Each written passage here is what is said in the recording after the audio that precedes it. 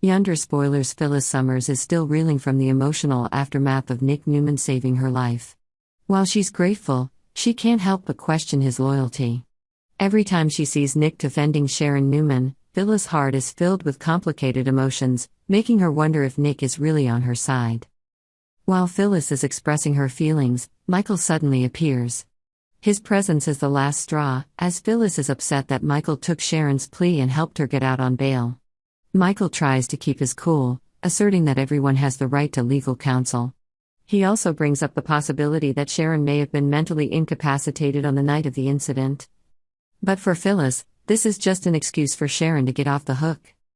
She doesn't deserve to be forgiven so easily. Phyllis harshly criticizes, even questioning how long her friendship with Michael will last if he continues to defend Sharon. Shortly after, Michael receives a call and walks away, leaving Phyllis alone with the memories flooding back.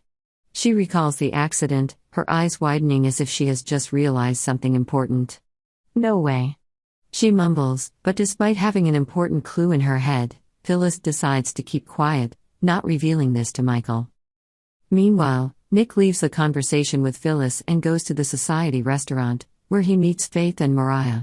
The conversation quickly turns to Phyllis' suspicions that Sharon deliberately lured her to the cabin to harm her. Nick shares the mysterious messages Phyllis received and the evidence that implicates Sharon in the incident. However, Faith quickly realizes the discrepancy.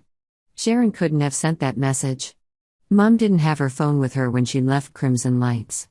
Faith insists that she was the one who helped Sharon find the phone at the coffee shop. Mariah, who has always trusted her mother, begins to analyze the situation. There are only three possibilities: either Phyllis is lying, or Faith has the wrong timeline, or Mom is lying to us. Although Mariah doesn't want to believe it, she still has to consider the possibility that Sharon really did use the phone to lure Phyllis that night. Elsewhere, Adam Newman is consumed with jealousy over Billy Abbott and Sally Spectra's increasingly intimate relationship. However, when he complains to Victor Newman, his father is calm and cool. "They're a match made in heaven," Victor says, sparking Adam's rage. But instead of immediately disrupting things, Victor advises Adam not to show his jealousy. Adam can't help it, though. He decides to send a bottle of champagne to Billy and Sally's table, as a subtle challenge. With that, Adam leaves, leaving Victor to carry out the next step in his plan to cause trouble.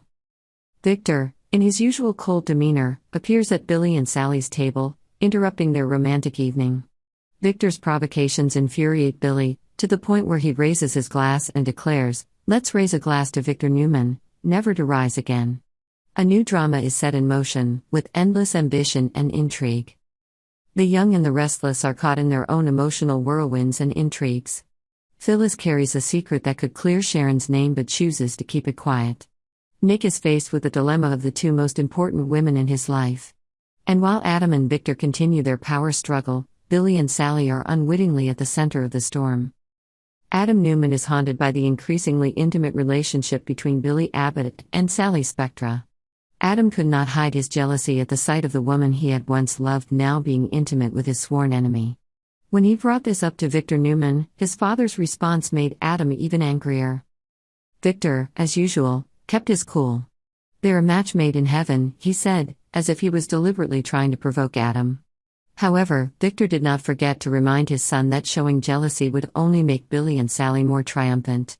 "Don't let them know you're upset. That's what they want." Adam could not help himself.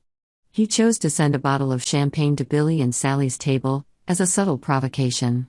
Then Adam left the restaurant, leaving the stage to Victor, who immediately went to Billy and Sally's table to continue the sabotage. Victor, with his authoritative demeanor, did not need to say much to make Billy lose his temper. His provocation had achieved its effect. After Victor leaves, Billy gets angry, raises his glass and declares, "Let's drink to the day Victor Newman never gets up again." The story is still open, with unanswered questions. Who was really behind Phyllis' accident? Was Sharon really the victim, or is she hiding something? Subscribe to Y&R for updates.